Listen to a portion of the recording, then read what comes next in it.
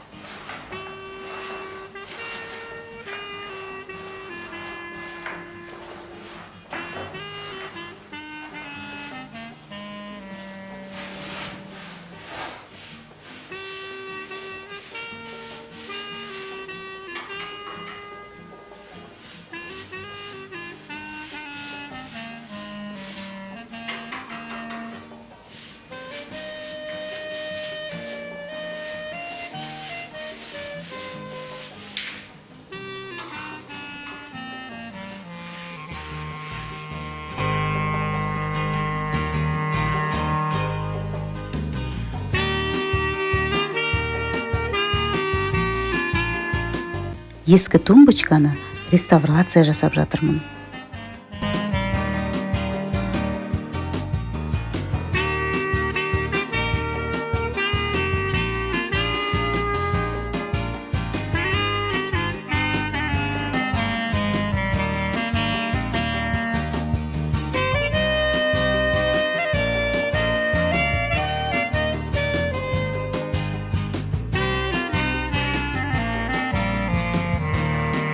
Міне, тақтайдан дайындалған төсек орынға, яғни кроватқа лак жағып жатырмын.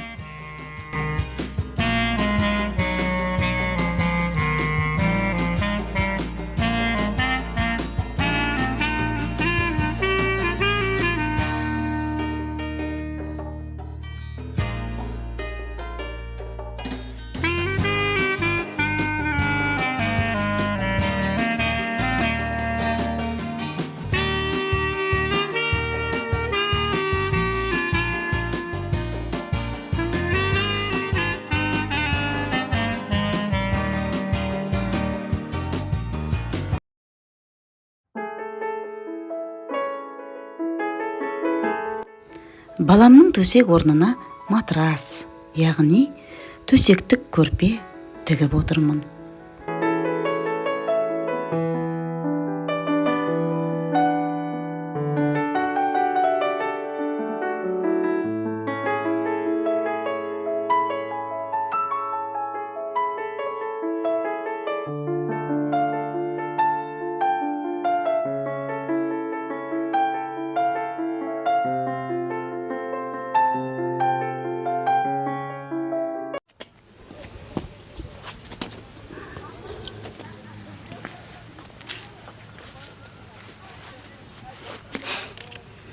Қазір энжоны дайындап, бұл ағаштардың құрттарына арналған дәрумен ағаштарға себіп шығамын.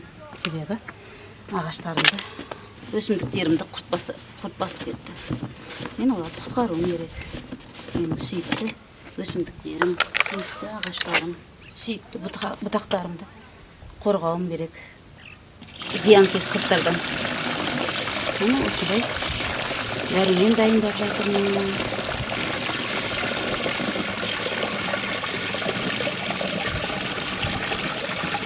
Жақсылап сеуіп шығамын.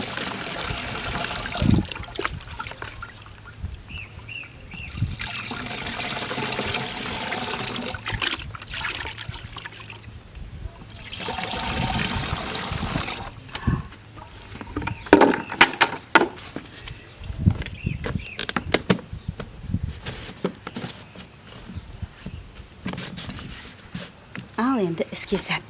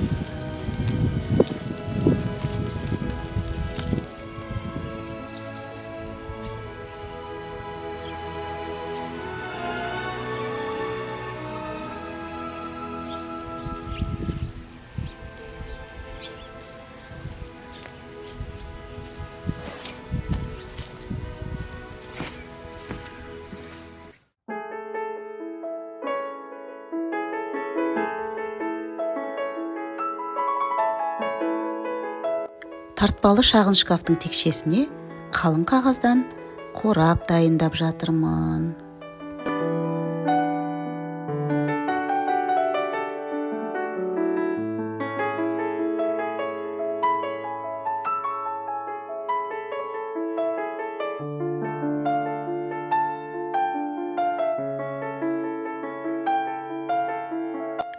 Қораптың сыртын да ішін де матамен әдемілеп қаптаймын.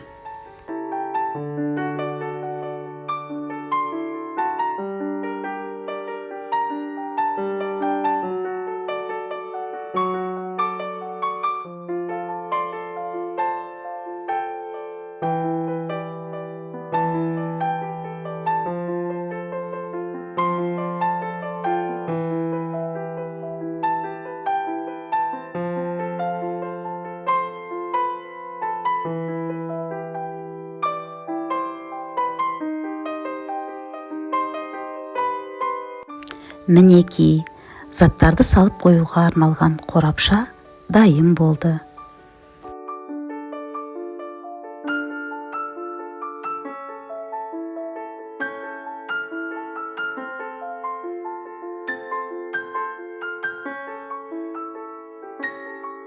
Төсек орнының үстіне сәнді төсек жапқыш тігіп отырмын.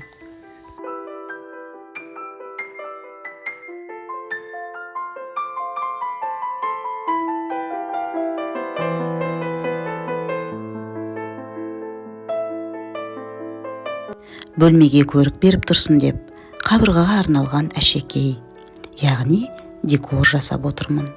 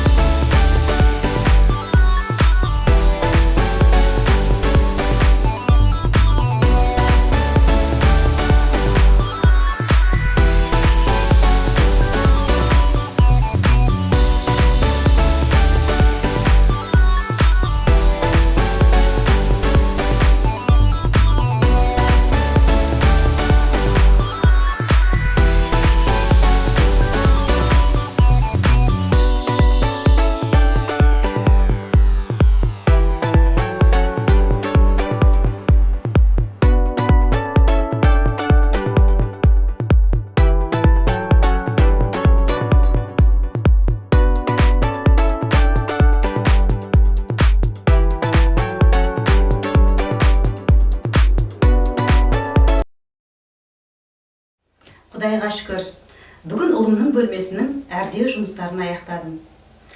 Балам енді оқудан ауылға келгенде осы бөлмесінде рахаттанып демалатын болады. Оқу білім азығы, білім ырыс қазығы дегендей, балам қалада оқып жүр. Айналайыным өркені өссін. Ал жұмыс барысын өздеріңіз көрдіңіздер. Енді кішкене демалуға құқым бар деп ойлаймын. Апаларыңыз қазір TikToktан көріп алған билерін билеп демалады. Шапалақ ұрып, мені қолдап қойыңыздар.